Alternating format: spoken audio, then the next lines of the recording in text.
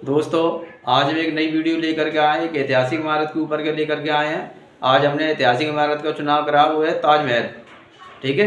ताजमहल को देखने के लिए बहुत से लोगों को बहुत चाव होती है, बहुत उनका अंदर से मन चाहता है कि हम भी ताजमहल को देखें, क्योंकि ताजमहल एक ऐसी अद्भुत इमारत है जो हर एक आदमी देख करके बहुत ही दंग रह जाता है, अद्भुत रह जाता है। इसलिए हमने कुछ जानकारियाँ ताजमहल के ऊपर इस वीडियो के माध्यम से देने की कोशिश की, ताकि लोग जान जाएँ और जो चाहते हैं देखने के लिए वो ताजमहल को देखने के लिए आएँ।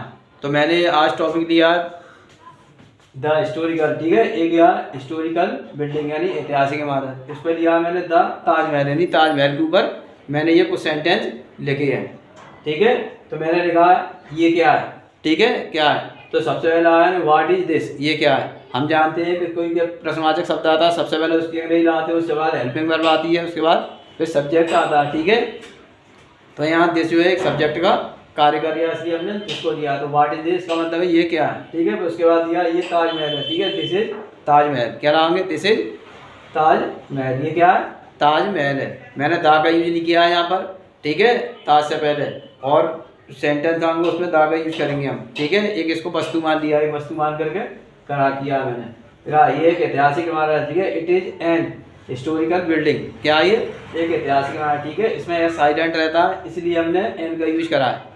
क्या है, यहाँ हिस्टोरिकल पढ़ा जाता है, होता है एस है, लेकिन हिस्टोरिकल बोला जाता है, आई से अब आई निकलती है। ठीक है, इसके बारे में जहाँ एन का यूज है तो वहाँ बताएगा वो आपको दूसरी वीडियो के अंदर। मैंने अभी तीसरा सेंटेंस दिया, इसको किसने बनवाया। ठीक है, तो ये क्वेश्चन मार्क है, पहला हुआ ने किसने, ब्यूटी बनवाया, इट माने इसको, यानी इसको किसने बनवाया। आपकी बात समझ में आ गई हुई, तो इसको किसने बनवाया था। अगला सेंटेंस, इसको शाहजहां ने बनवाया था। मैंने हट गया क्वेश्चन आंसर, लेकिन ताकि इंसान को याद हो जाए और ध्यान में रहे बच्चों के। तो शाहजहां ब्यूट इट, शाहजहां ने इसको बनवाया था। इसमें सब्जेक्ट है शाहजहां, ब्यूट माने बनवाया, इट माने इसे है इसको, यानी इट ताजमहल के लिए हमने इस्तेमाल किया शॉर्ट के लिए, ताकि कम शब्दों में हमारा काम हो जाए। अगला सेंटेंस मैंने ये आगरा में स्थित है, कहाँ, आगरा, तो it is situated at Agra. ठीक है, तो सिचुएटेड मीन्स होता है स्थित। ठीक है, लोकेटेड का प्रयोग करते तो मैंने सिचुएटेड का इस्तेमाल करा। इसके बाद हम एट का यूज करते हैं सिचुएटेड के बाद में, तो एट आगरा नहीं, आगरा में स्थित है ये।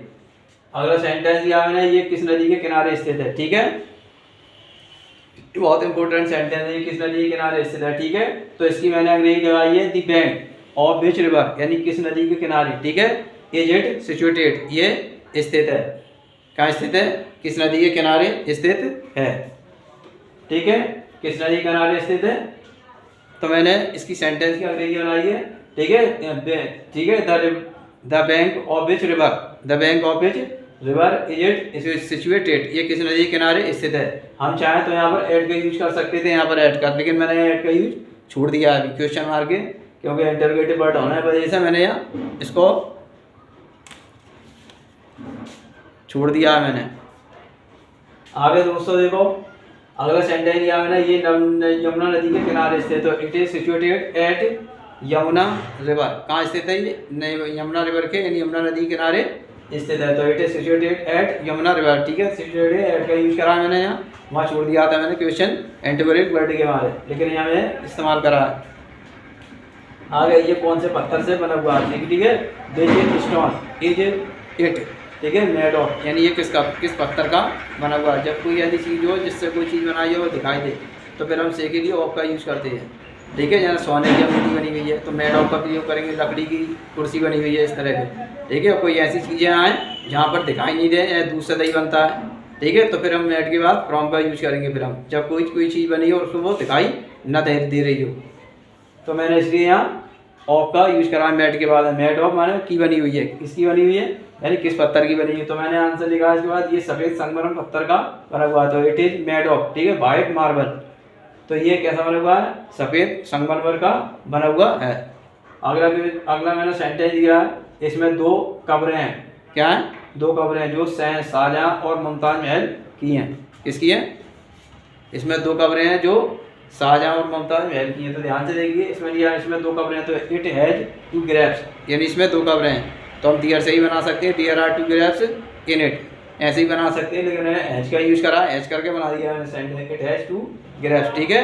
अब लिखा जो तो भिजवाने जो लाएंगे, ठीक है, क्योंकि कपड़ों को दिया यार जो जानकारी के लिए, तो हम दैट का भी यूज़ कर सकते थे यहाँ और पिच का भी कर सकते, तो मैंने यहाँ पिच का यूज़ करा। तो विच बिलोंग माने संबंधित है, ठीक है। टू बिलोंग के बाद टू का यूज करते हैं, ध्यान रखना है। बिलोंग माने का, ठीक है, होता, ठीक है। ये किताब मेरी है, this book belongs to me. अगर एक वचन आता तो मैं जोड़ देंगे, ठीक है। तो टेंस के अनुसार बिलोंग का हम प्रयोग करते हैं। तो belong to Shahjahan and Mumtaz Mahal, Shahjahan और मुमताज़ महल की हैं, ठीक है। मैंने ये जानकारी दी है। अगर आपको ये